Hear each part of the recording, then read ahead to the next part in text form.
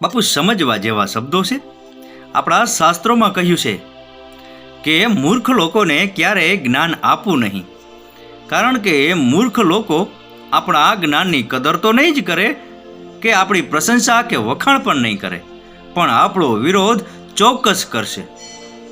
જો જ્ઞાન આપવું જ હોય ને તો કોઈ સમજદાર લોકોને આપવું જોઈએ, જેથી કરી એ સમજદાર લોકો આપણા જ્ઞાનની કદર તો કરશે જ, સાથે સાથે આપણી પ્રશંસા અને વખાણ પણ કરશે.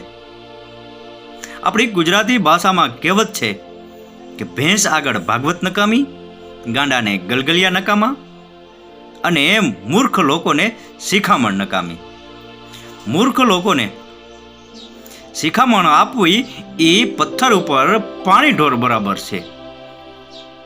એટલે જ્ઞાન જો આપવું હોય, શિખામણ જો આપવી હોય તો સમજદાર લોકોને આપવી, મૂર્ખ લોકોને ક્યારેય જ્ઞાન કે શિખામણ આપવી નહીં. રાકેશ ગીરીના આ શબ્દો સમજાઈને વંદન. આપનો દિવસ શુભ રહે. મહાદેવ હર.